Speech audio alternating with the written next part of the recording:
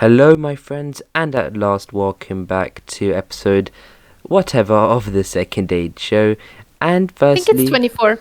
24. Yeah, I remember last time that happened quite a while ago, but that was actually quite a while ago now. But still, firstly, we have Strider. Hello, my friend. Hello there, sir. Glad to have you here. Thank you, my man. Thank you, man. Great to be on this, and also thank you, and also welcome, in fact, to Lakitia. Hello. Hi, everybody. Good to have you back, Fellowship, and we're a little bit sad that Kyle couldn't make it today, so... Yeah, and for the reason of Carl not being here today, shout out to him because he's spending the last few hours editing away the probably amazing and brilliant Tolkien Reading Day video you probably would have seen by now. So yeah, great shout out to him for doing that. But I think today we've got quite an interesting video because of course what we have already said is that we've got another Amazon original character, and of course with people hear that original characters, of course, that does send a shiver down the spine. But what I would say is that out of before we even get into it, of course, what we are also going to be talking about today is some more Numenor release because we also did reveal that it is from Numenor. So I think before going into this and before we actually reveal who this new Amazon original character is, do you guys think is this something to be worried about before? I think honestly it's one of the slightly maybe more better ones, or ones that I think people should be less worried about. What do you guys think before we actually talk about them? Yeah, I agree. And I think it's absolutely normal. They would be adding characters to flesh out the people that main characters have to interact with. Of course, they came up with some entirely new characters, but as far as I'm concerned, this one sounds really interesting. So. Yeah, I totally agree. Just imagine having, six named characters in King's Landing, and then just juggling six named characters in King's Landing for like 5 seasons. That's not going to work. So of course they need to, give those smaller characters and connect them there and just add them to all the drama that's going to be happening. Like we need those. So if they do this properly, of course, like it for me, it just depends on whether this character is a quality one or not. That's basically the only thing that matters. Yeah. I think they need to do this, and if they do it properly, then that's awesome. I Totally. mostly hope that would be quite a big departure if King's Landing, in fact, made an appearance in in the Rings of Power show. Yeah, that was like a very short metaphor on my part. No, it was good. Yeah, and I think maybe potentially some people might even get excited over this. But going into, I think, Strider, do you want to take this one away? Yeah, so the first exclusive that we have for today is that Amazon have created a new young, quote, attaché and or protégé, hopefully I pronounced that properly, who's working under Farazon. And yeah, once we get into your thoughts on that to a second, just for a bit more context. So yeah, the reason we are releasing it like this is because this is supposed to be an important character. Like, it's not going to be, Miriel's lady in waiting, or Tuveshi could still be an important character, but I think seems to be, and we've got some more leaks on this person. Of course, we still don't have a character name yet, or the actor, but we do know that a prominent character in Numenor, at least in the first season, is this Farazon protege character. He's probably going to presumably be spending a lot of time with Farazon. And yeah, Strider, I think I cut you off there, so yeah, go away with your initial thoughts, my friend. Yeah, so I just have some pretty straightforward thoughts. So basically, a character like this is actually for me very needed, required basically by the show and by the story, because through characters such as this, we will see Farazon and what he is and who he is, and of course, it can also help his character arc. And you just need to have characters that you can bounce off the main characters off from, and because that helps enrich their character arcs, their personality, and show us, like if Farazon is the antagonist at least in one way, maybe he will have a really nice, perhaps mentoring role with this character, and then that can help Mhm. us show another side that we don't necessarily expect based on the story of Numenor that we have told in just like a Yeah. narrative sense. And you need to, given that he'll eventually go through with the coup, you need to see who his supporters are. So if we have faces that we know and maybe understand their motivation, it's much easier to understand why they would choose to support him in the first place. And one thing that, of course, this news makes me wonder is, it really does sound like a big prominent role. So it did kind of make me think who the actor taking up this role could be. And I kind of speculated a little bit because I believe we don't know who's Yeah, going we to be don't. We portraying this don't. character. Okay, so my best two candidates were Fabian McCallum and Leon Wadham. So we don't know much about Fabian's character at all, and we don't know much about Leon's either. But we do know that Leon appeared in as one of the 22 or 23, I think 23, hand posters that Amazon published a month ago. So I think that would make sense if he's like, if Farazon is Muriel's right hand man, maybe this young protege could be Farazon's right hand man. In which case, his role would be one that would warrant being featured on one of those posters. And to add to that, I think Fabian McCullum is an elf anyways, most likely, so we don't know which elven character, but I think, well, this is of course unconfirmed, it's not revealed anything, but I think Fabian McCullum is an elf, so yeah, it maybe lends Okay. even more into the theory that that Leon Wadham might be. Is it Wadham? I hope I get his name I correct. have no idea. Yeah. I'm so sorry for Yeah, butchering sorry, it.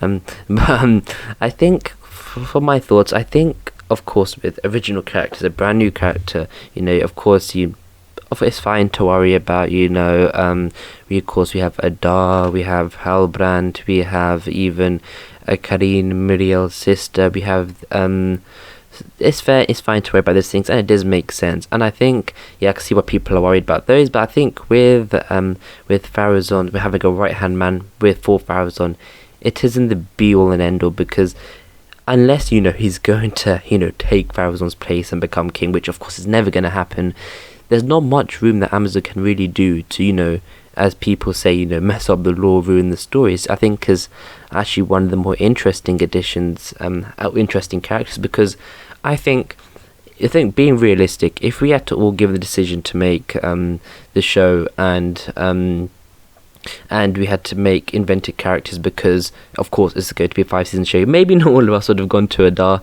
or maybe Halbrand, but I'm sure having Farazon have, a young and up and coming person with his right hand man, I think that wouldn't be out of the bloom for most people. So yeah, I think it is a really interesting addition, and I think the next scene that we're going to be talking about now, which I think, Lakita, you wanna say for us, Yeah. gives more context around this character. Absolutely. So our next exclusive is a scene takes place in the town square, but inside one of the buildings, a tavern or an inn. Farazon is meeting with that young man from the court and seem to be conspiring about the Numenorian armada going to Middle-earth.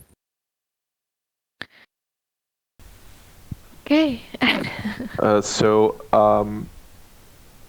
This could actually give more context to the attaché part of the first news, because if he wants to perhaps have his own man on the ground or like in the field, Farazon may make this person go with the armada and then act as his sort of spy or something like that.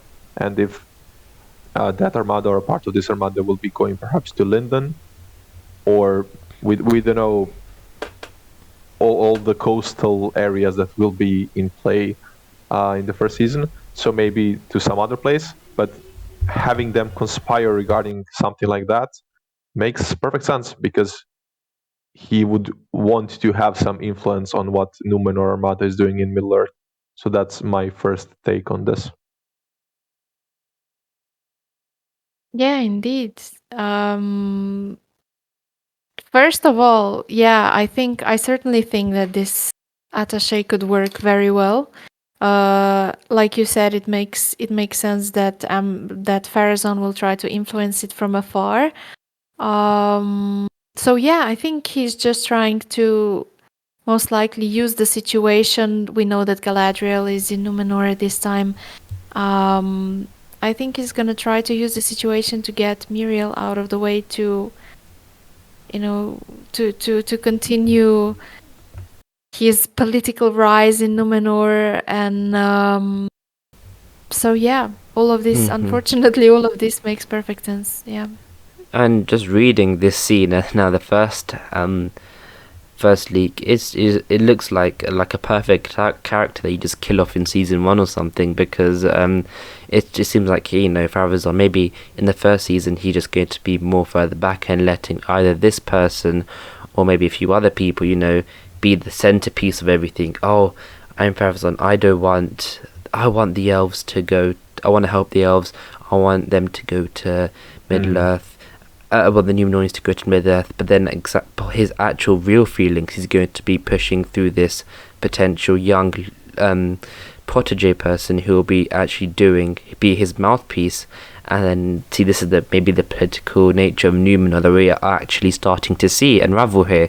So yeah, and easily maybe he gets done for this and, be killed off, but then, of course, Farazan is still there, the true threat behind the scenes person. I think it is something that I can see, something happening on television. So but yeah, I think a bar tavern interesting to see if Farazan just walks up to a tavern. That would be quite an interesting thing. But yeah, I'm sure in other shows we have seen royal people and nobility. To be fair, Muriel is regent queen or queen, so it does make sense. But maybe he has a lot of guards, but then at the same time, if he was conspiring secretly, you would have won like 50 guards outside the tavern or in the tavern.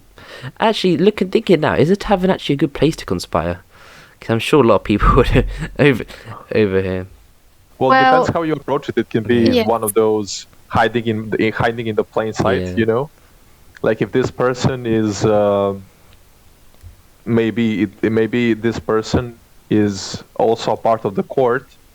And they're just hanging out, after hours, with the boss or something like that. It may be like that, and then during some bigger celebration or some like communal activity, they can just be, in the corner and just exchanging some news or something like that. Yeah.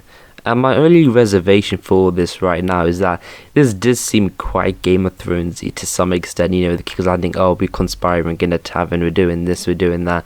We're going to have you as a centerpiece. If that's intentional, if that's not. Yes, that is true, but it also brings to mind the scene from I think, the Desolation of Smaug, where Thorin and Gandalf meet up at the Prancing Pony, which is also a scene that could be described as conspiring in a tavern, technically. So, as with all our leaks, this is all to be taken with a grain of salt, in the sense that we don't know the exact context of how these scenes will play out in the end.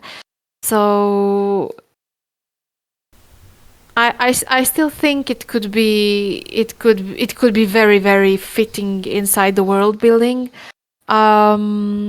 But also, one thing that came to my mind was this could also be an inn of one of the future, Kingsmen. So this could be an inn of people loyal to Farazan per se. So it is a place where he would feel safe. There's lots of ways they could go with this. And unfortunately, I think at this stage, we'll need more information before we can we can even begin to really speculate how this is going to play out. Yeah, that's a good point. I didn't think of that. It would make a lot of sense and explain why he would do this in a tavern if the tavern owner is actually a supporter of his beliefs as well. Yeah, that's a great point. That could work really well. Yeah, and just for me, just the wider concept of, having this younger protege tenant, put him centre face, then have all this conspiring business, and of course, we'll have to wait and see. But I could understand, some fans and viewers' videos saying does it start to seem maybe a bit too political, but of course, Middle Earth, not Middle Earth, but Numenor, especially during this period or this later period, was political, but it depends how it rubs off on screen, so we'll just have to wait and see to find out how that all plays along. But moving on, and this next bit is actually part of something we released before, but we have a bit more like little information, some nice stuff. This is probably more of a decorative complimentary scene. Oh my god. And it is basically, there is an elf hating mob forming in the town square, and Pharazôn comes out, walks amongst us, trying to calm us down. He just reminds the people of Numenor who they are and what they have accomplished. After he calms the crowd and gives a rousing speech, he walks down from the Builders Guild steps and mingles with the crowd, shaking hands and slapping people on the backs. And I think that's the part we didn't have last time. So because the reason I wanted to include this again is showing Pharazôn, publicly he's looking like quite a people's man. I think safe to say here. So it seems like him. Yeah, for sure. He seems to be setting the stage for his political plans. For sure, he seems to be having this very, I don't know, like you said, he seems to be the people's man. So yeah. Yeah, that's the smart approach.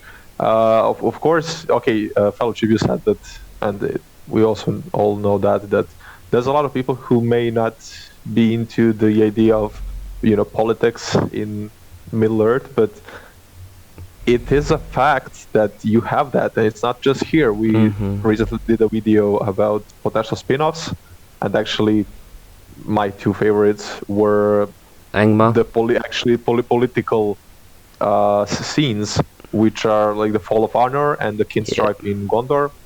Can also agree, like those two, and you have politics, and it has to be there. Like we are talking about the high levels of how a country conducts itself, and let's say on international scale.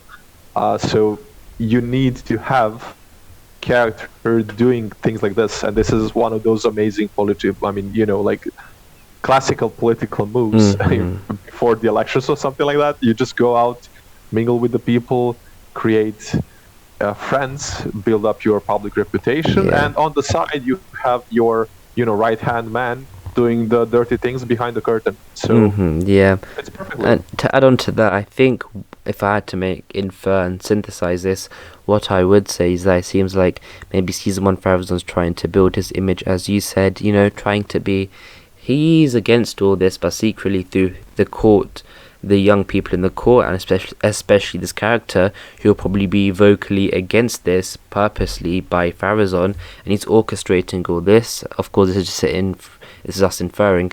Maybe that's what we are seeing in the first season, and I think, it seems interesting. And the fact he's mingling with the crowd, shaking hands and slapping people on the backs.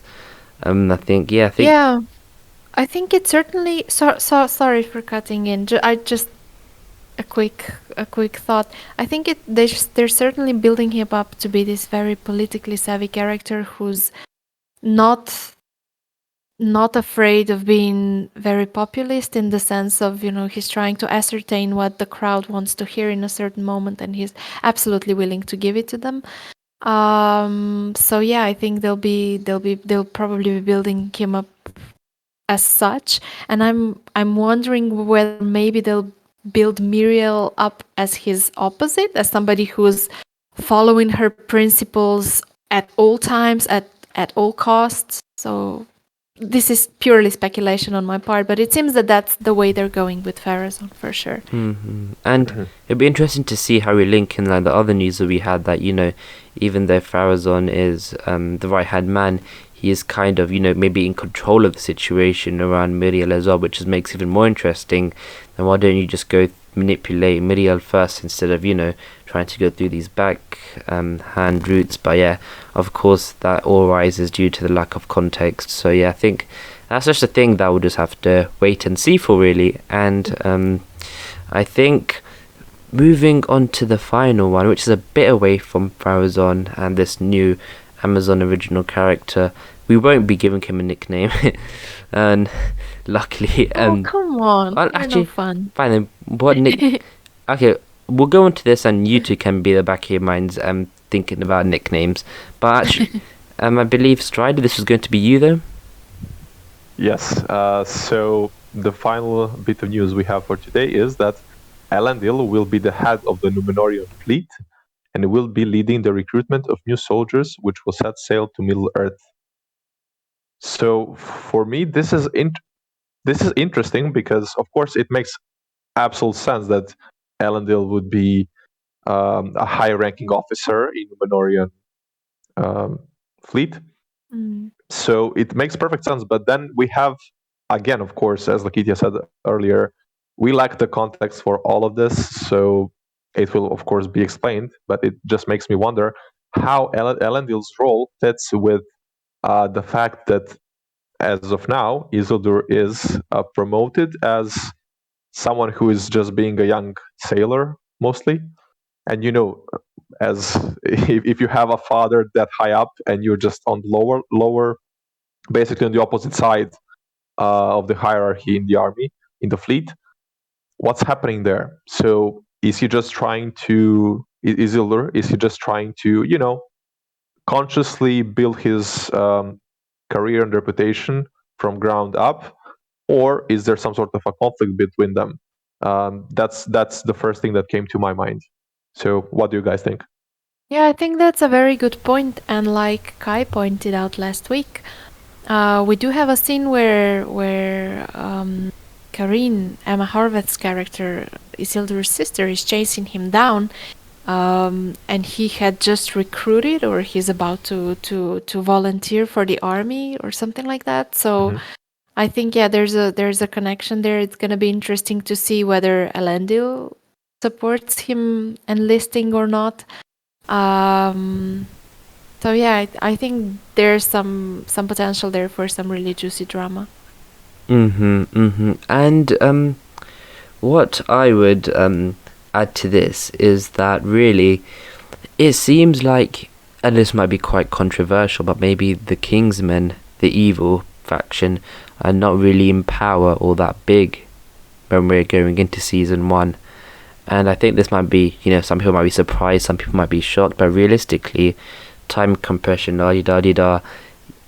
is really hard to start with, maybe Numenor, Middle-earth isn't fully expanded yet, the expansion hasn't happened yet, the colonialization, and I think you're going straight into Numenor with Kingsmen already there, political divide. I think that is why people are saying, how come a faithful is ahead of the king's army, Kingsmen, this and that? And that is Elendil evil? Is he, is he going to be a Kingsman first and then I don't think it's that. I think that maybe that either is like faithful, there's a faithful and the Kingsmen, we're going to see them rise in the first season, or maybe it's just they haven't been fully categorized yet, but we're going to see that grow due to the actions of Farazan. And whether that's I'm saying whether that's the right decision or not is of course a different matter, but that could be the potential that we are seeing here, because everything does seem pro in a good way. Maybe public, well, what we can tell right now, it seems like things are going pretty well in that regard. Midiela's Queen going to Middle-earth, Farazan shooing them off, that's what the audience are going to see, saying thank you, go save Middle-earth, and good relationship between the Middle-earth and Numenor now due to Galadriel, this and that, and maybe we're going to be seeing this brewing underneath in the first season, and that'd be quite maybe a thing to look forward to. But yeah, it is of course controversial, so it'd be interesting to see what everyone else's opinions are on this. Well, first of all, I don't think it's in any way problematic that Elendil is the head of the King's Navy or whatever, given that at this moment, of course, Farazan isn't the leader yet. I mean, Miriel is in charge, or maybe potentially even her father at this point. So Elendil would be on very good terms with them. So I think that's to be expected. And I really agree with what you said, that the Kingsmen are probably not going to be as strong at the beginning of the very first season yet. And I think this is really smart for narrative purposes, like for to make drama.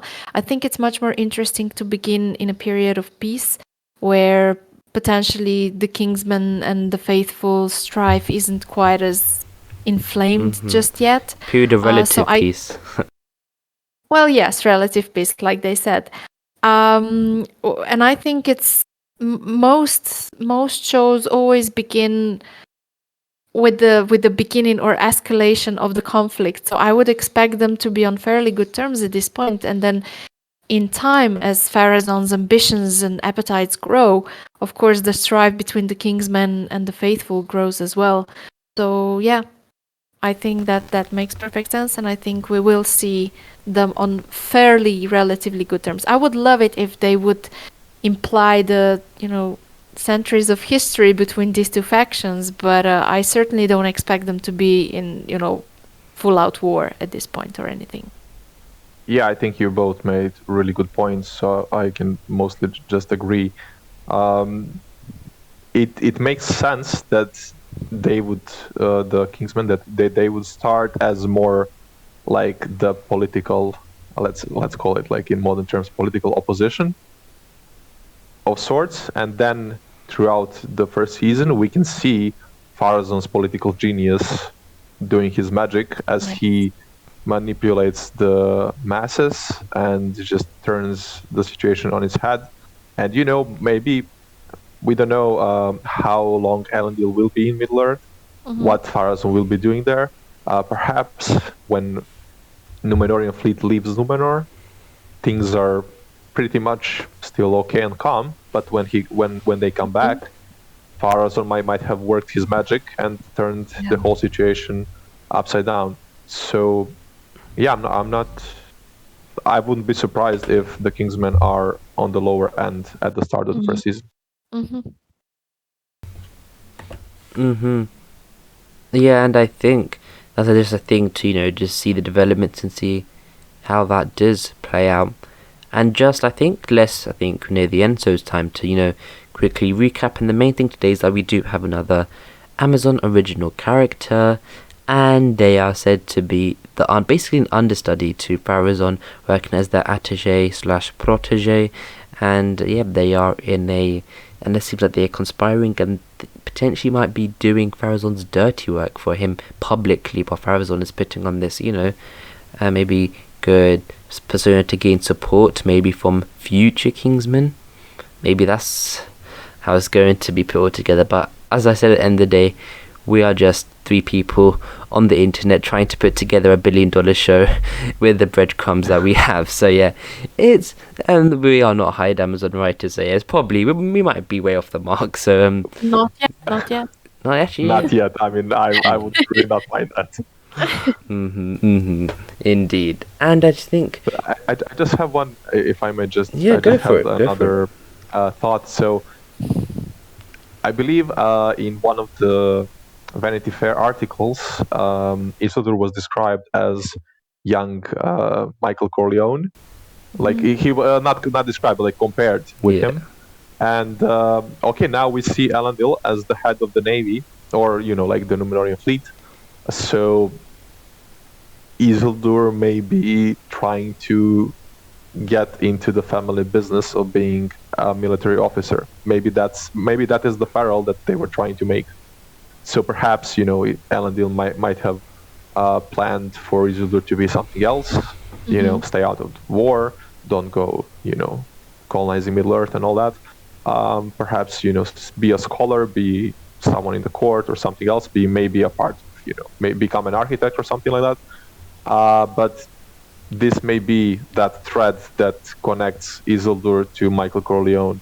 He maybe he is trying to become an officer, and that would also explain why he also starts on the lower end as a sailor, because he's trying to do it on his own to get into it. Yeah, and we did. I think Lakitius probably has the best idea of this. Wasn't there something either in the scenes, the leaked scenes, or one of the character descriptions that there's like the political divide? I mean, is it Isildur or is it Karine? Yes. Yes, it's Karine. It mentions a increasing political divides within her family, something like that. And she serves as a sort of a peacemaker. So yeah, maybe we could eventually see Isildur, leaning to support Pharazôn. Or I peacemaker. hope not. Or yeah, I think she was mentioned as a. No, that's the new what's it called, John Cena character, the DC okay. one. That's a really bad joke. Oh, Oh right. Sorry. Oh yeah. Okay. Yeah, I'll put him on screen right now for people who don't. catch it. Yeah, sorry. We'll look at you. Continue. No, I just wanted to say that I don't think there's a big chance of Isildur ever becoming a real supporter of Pharazôn. He's eventually got some work to do in that regard with some certain fruits and stuff. But who knows? It's gonna be a long show, so yeah. Just a literal fruit of, a certain tree. So we'll see. We will see. Strider. Indeed. Yeah, I think we covered pretty much all the angles here so far. Maybe in a few weeks we'll have some other news. But I think I'm looking forward. Just to sum up maybe the impression for myself with these news, I'm looking forward to seeing this political aspect of Middle-earth. Absolutely, we didn't see a lot of that. We saw bits of it, like in The Hobbit. I wasn't really happy with that. We saw something maybe with, let's say, Denethor and Grima, but those are like really low level things.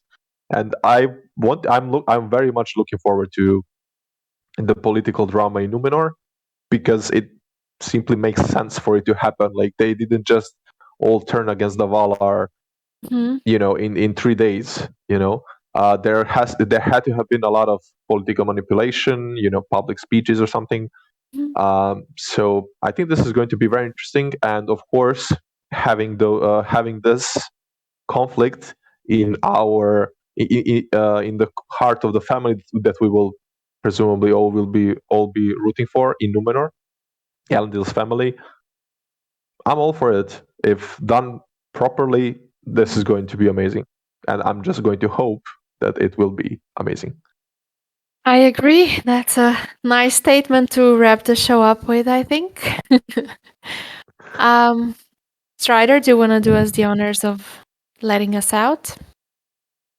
Yeah. Well, I have to say that it was a pleasure having fellowship with us. Yes, indeed. Thank you. Another shout out to Kyle, who Mr. is Wizard. Mr. Wizard. He's doing all the key stuff behind the scenes. I think he's just said always, the video is done now, so we'll have something to look forward to after this. But yep. Awesome. Okay. Yeah. But actually, by this point, when the show is out, people will have already seen it. Yes, I hope you enjoyed. We have like nice time distortion there, timeception or something like that. So anyway, fellowship, thank you very much for joining us tonight. Thank you to Kyle for being somewhere with us always. Lakitia, it was a pleasure again seeing you. It was and fun. Talking with you. So thank you all for tuning in, and see you next week. Bye-bye. Bye.